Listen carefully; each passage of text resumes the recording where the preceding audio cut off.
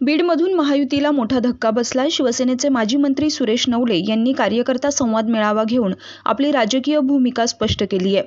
नवले यांनी महाविकास आघाडीचे उमेदवार बजरंग सोनवणे यांना पाठिंबा दिलाय, त्यामुळे पंकजा मुंडे यांना हा धक्का मानला जातोय। माजी मंत्री सुरेश नवले यांच्या जिल्ह्यात मोठा संपर्क आहे। एकनाथ शिंदे यांच्या गटातून महत्त्वाच्या पदाचा राजीनामा देऊन त्यांनी हा पाठिंबा आणि आपली भूमिका स्पष्ट केली आहे। लोकसभेची निवडणूक अंतिम टप्प्यात आली असून या माध्यमातून महत्त्वाचे नेते आपली भूमिका स्पष्ट करत आहेत। त्या कार्यकर्त्यांच्या मनातील प्रक्षोभ आहे, त्या कार्यकर्त्यांच्या मनातील त्या भावना आहेत आणि लोकशाहीमध्ये आपल्या भावना व्यक्त करणं हा राजमार्ग आहे। रस्त्यावरती येऊन त्याला कोण प्रतिबंध करू शकतो? तुमच्या व्यासपीठाच्या बाजूला एक पोस्टर आहे, त्या पोस्टरमध्ये लक्ष वेधलं जात आहे। खरंच शिवसैनिक भाजपच्या खाली भरडला जातो असं सांगायचं का तुम्हाला? शिवसेनेच्या खांद्यावर बसूनच भारतीय जनता पार्टीनं सत्तेचा मलिदा चाकलेला आहे। माननीय एकनाथजी शिंदे यांनी उठाव केला म्हणून भाजपाला सत्तेच्या पालखीत बसता आलं। त्यांनी जर उठाव केला नसता तर भारतीय जनता पार्टीला रस्त्यावर येऊन मोर्चे काढावे लागले असते, हातात लाटणे घ्यावे लागले असते आणि बघता काय सामील व्हा असं म्हणावं लागलं असतं। परंतु हे सगळं जे काही फळ आहे ते माननीय मुख्यमंत्री एकनाथजी शिंदे यांच्या उठावांचं फलित आहे। काय इशारा असेल एकंदरीतच विरोधी जे उमेदवार आहेत? सगळे कार्यकर्ते प्रामाणिकपणे उद्यापासून कामाला लागणार, प्रत्येक गावामध्ये जाणार, मित्रमंडळाची काय भूमिका आहे, बजरंग सोनवणेला कोणत्या परिस्थितीमध्ये आम्ही पाठिंबा दिलेला आहे हे सांगणार आणि बजरंग सोनवण्यासाठी जीवाचं रान करणार। ओके, ठीक आहे। काय निर्णय घेतला?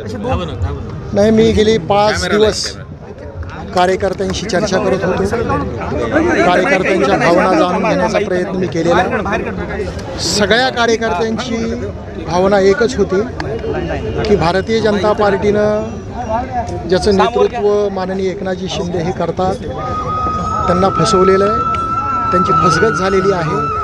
त्यामुळं भारतीय जनता पार्टीला कोणत्याही स्थितीमध्ये आपण पाठिंबा देऊ नये मित्रमंडळाचा।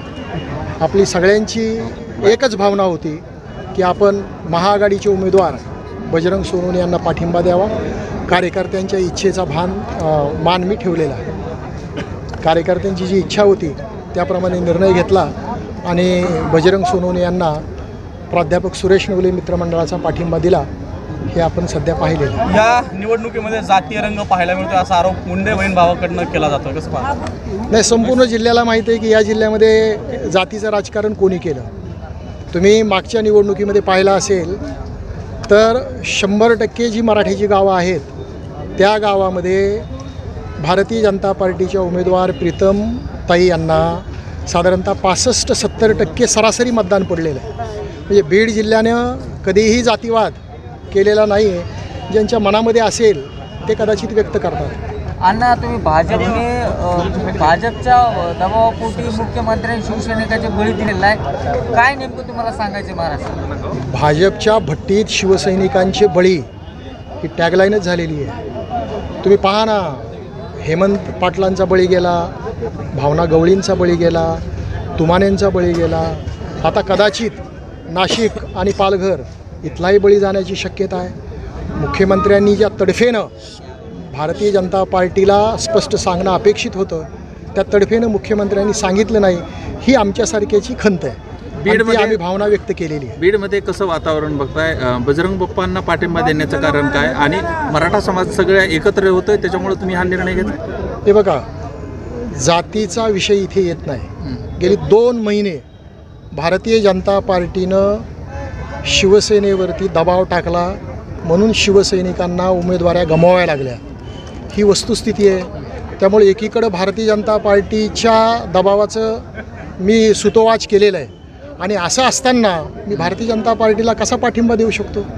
कार्यकर्त्यांच्या भावनेचा आदर करणं हे माझं काम आहे आणि त्या कार्यकर्त्यांच्या भावनेचा आदर मी केलेला आहे। त्यांची इच्छा होती की आपण आघाडीला पाठिंबा देणं अगत्याचं आहे, तो दिलेला आहे। तुमचा पाठिंबा दिला आहे, पण आगामी वाटचाल कशी राहणार आहे तुमची? कुठल्या पक्षात प्रवेश करतात? नाही, कुठल्याही पक्षामध्ये प्रवेश करणार नाही।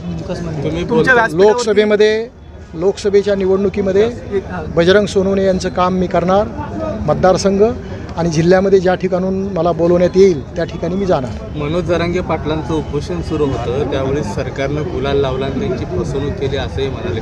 कशी फसवणूक झाली जरा सांगा. नाही, ते जरांगे पाटलांनीच सांगितलेलं आहे आणि त्यानंतर पुन्हा जरांगे पाटील उपोषणाला बसलेले आहेत. हे सगळ्या महाराष्ट्रानं पाहिलेले आहे.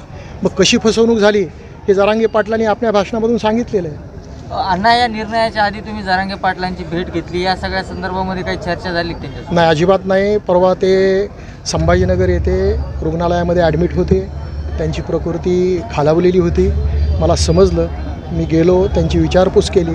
बाकी राजकीय किंवा सामाजिक चर्चा अजिबात केलेली नाही. मात्र पंकजा मुंडे ज्यावेळेस आता गावखेड्यात फिरतात त्यावेळेस घोषणा